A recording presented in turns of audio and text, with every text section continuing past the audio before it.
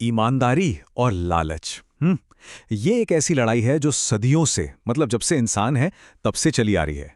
तो आज हम एक बहुत ही जानी मानी लोक कथा में गोता लगाएंगे और देखेंगे कि ये जो लड़ाई है ना, और इसकी जो सीख है, वो आज भी हमारे लिए कितनी जरूरी है। और कहानी की शुरुआत होती है एक बहुत ही दर्द भरी आवाज से। सोचिए, कोई कह रहा है, हे भगवान, अगर आज पैसे नहीं कमाए ना तो मां को भूखा ही सोना पड़ेगा। बस ये एक लाइन हमें सीधे कहानी के हीरो माधव की लाचारी और उसकी मुश्किलों से जोड़ देती है। एकदम दिल तक पहुंचती है ये बात। तो चलिए कहानी का पहला पन्ना पलटते हैं। हम पहुंच गए हैं रामपुर गांव में। अब देखते हैं कौन कौन है यहाँ और कैसा है यहाँ का माहौल। गांव में ना दो तरह के लोग हैं, एकदम एक दूसरे से अलग। एक तरफ है हमारा माधव, जो ईमानदार है, बहुत मेहनती है, और दूसरी तरफ गांव का सेठ धनराज, लालची और कह सकते हैं जालिम भी। पूरी कहानी का जो खेल है ना, वो इन्हीं दोनों के बीच टिका है। मतलब अच्छाई और बुराई की वो क्लासिक टक्कर। तो अब सवाल ये है कि असली पंगा क्या है। देखिए, धनराज ने माधव को सीधी धमकी दी है कि अगर कल तक पुराना कर्जा नहीं चुकाया तो उसकी झोंपड़ी वो भी छीन लेगा। और ये सिर्फ पैसे की बात नहीं है, ये है एक ताकतवर आदमी का एक कमजोर इंसान पर जुल्म।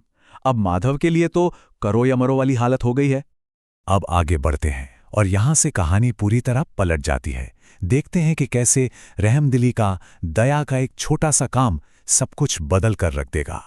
अब देखिए, माधव खुद इतना गरीब है, लाचार है, लेकिन फिर भी जब एक प्यासा साधु उसके पास आता है तो वो अपनी आखिरी रोटी और पानी भी उसके साथ बांट लेता है।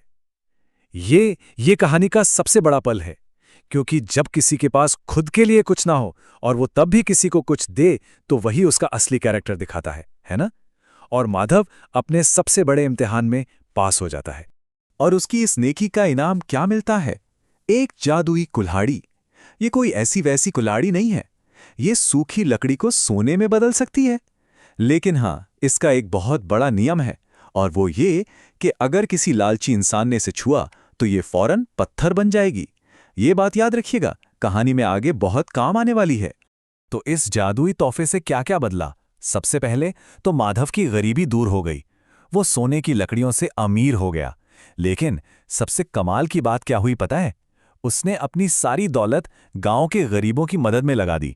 मतलब ये साफ हो गया कि पैसा माधव को बदल नहीं पाया, बल्कि उसके अच्छे दिल को और बड़ा बना दिया। और अब कहानी अपने सबसे अहम मोड़ पर आ पहुंचती है। अब होने वाला है ईमानदारी और लालच का आमना सामना।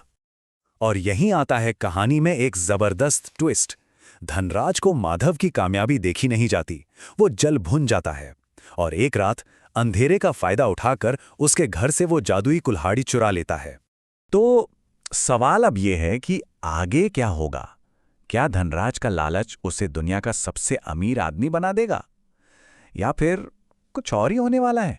धनराज के मुंह से निकले शब्द सुनिए, वो क्या कहता है। अब मैं इस पूरे जंगल को सोने का बना दूंगा। मतलब उसके लालच का कोई अंत ही नहीं है। और वो उस जादुई कुल्हाड़ी से एक हरे भरे पेड़ को काटने की कोशिश करता है, जो कि सरासर नियम के खिलाफ था। और यहां देखिए, लालच का इनाम क्या मिला। उम्मीद थी कि पूरा जंगल सोने का हो जाएगा, लेकिन हकीकत क्या निकली? हाथ में आया सिर्फ एक भारी भरकम पत्थर। ये था उस जादुई कुल्हाड़ी के नियम का सीधा सीधा इंस्टेंट रिजल्ट। तो नतीजा क्या हुआ? पहले तो वो जादुई कुल्हाड़ी एक भारी पत्थर बन गई, फिर वो पत्थर सीधा धनराज के पैर पर गिरा और उसका पैर कुचल दिया।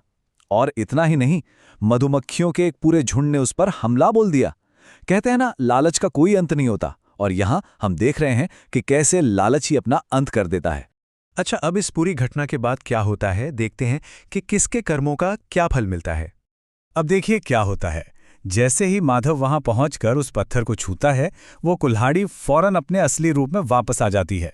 इससे एक बात तो साफ हो जाती है कि असली जादू कुल्हाड़ी में था ही नहीं, जादू तो माधव की नीयत में था, उसकी ईमानदारी में था। ताकत का सही इस्तेमाल वही कर सकता है जिसका दिल साफ हो। और यहां माधव जो बात कहता है वो बहुत जरूरी है। वो धनराज से कहता है, सेठ जी, जादुई चीजें ना सिर्फ नेक दिल वालों का साथ देती हैं। आपके लालच ने ही आपका ये हाल किया है। एक तरह से ये पूरी कहानी का निचोड़ है। जो हमें सीधे हीरो की जुबानी सुनने को मिलता है। और इसी के साथ हम पहुंचते हैं कहानी के आखिरी हिस्से पर और देखते हैं कि हमें इससे क्या सीख मिलती है। तो आखिर में होता क्या है? माधव अपनी दौलत से गांव में स्कूल और अस्पताल बनवाता है, जिससे सबका भला होता है। और दूसरी तरफ धनराज को अपनी गलती का एहसास होता है और वो भी अपनी सारी दौलत गरीबों में बांट देता है।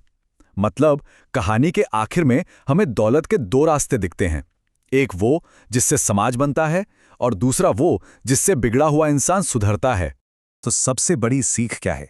बहुत सीधी सी बात है कि लालच इंसान को बर्बादी की तरफ ले जाता है और ईमानदारी का फल हमेशा मीठा होता है। ये इस कहानी का सार है, जो कल भी सच था, आज भी सच है और हमेशा सच रहेगा। और जाते जाते ये कहानी एक बहुत ही जरूरी सवाल हमारे सामने छोड़ जाती है कि अगर ऐसी कोई ताकत किसी के हाथ लग जाए तो वो उसका क्या करेगा। ये एक ऐसा सवाल है जो हम में से हर किसी को अपने अंदर झांकने पर मजबूर करता है। सोचने वाली बात है।